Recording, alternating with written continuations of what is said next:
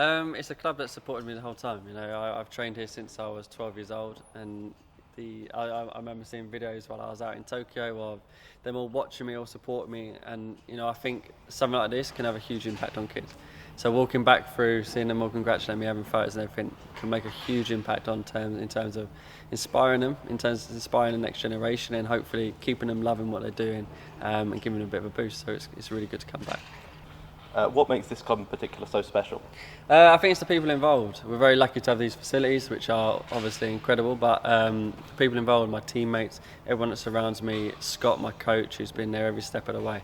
Out in Tokyo with me, I was massively lucky to have him literally on the pommel, going through every single motion with me on that routine. So it's the people involved, it's the team that we have around and support I get from here that makes this place good.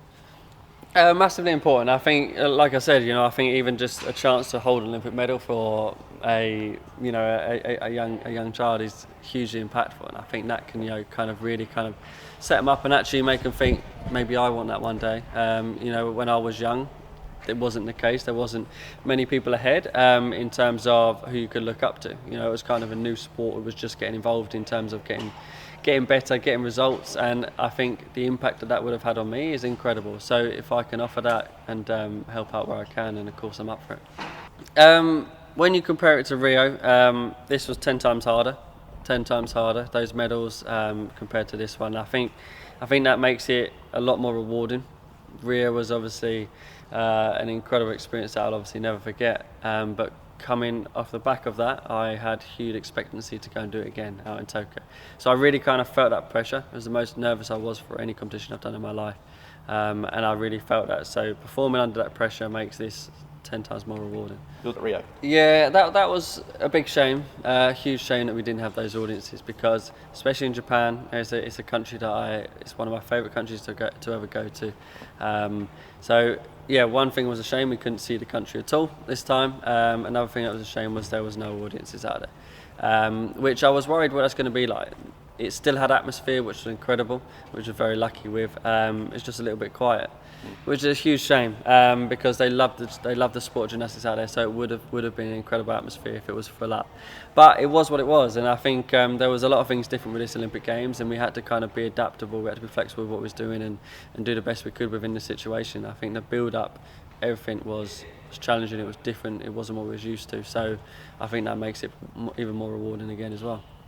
To keep going, I always kind of wanted to see where I could get to. I wanted to push the limits. What boundaries could I push and see what I could do. I still feel like there's more in the tank in terms of my difficulty level with my routine. So I feel like I can make upgrades, and I love what I do. So I kind of want to see where I can go to. We've got many World Championships coming up, and obviously working towards Paris and beyond. So we will see. I just want to chill, spend time with family, spend time with the people that have helped me get to this point. Go away on a couple of holidays, that'd be really nice, and then just try and enjoy this time, and just slowly kind of taper back in, but really kind of I'm so pleased to be home. It was a long trip away, and looking forward to getting on holiday. How difficult was it with not being there, especially given that this is your first Olympics since becoming a father? Yeah, it was hard, and I was obviously massively gutted when that decision was made that no one can travel from overseas to watch. But they watched it on TV. They were all together watching, which was really cool. They got a video of it, which was really nice to see, and everything like that. So yeah, it was a huge shame, but grateful that he still managed to all be together and watch it. And I think Willow managed to watch a bit of it, which was really cool. So it's and being home and seeing everyone, I've missed them so much. So yeah, glad to be back. So I was quite lucky because London was the first Olympics where they started doing medals this big. 2004 and 2000. Tiny Olympic medals, but yeah, this one's heavier. I think it's a lot thicker. It's wicked.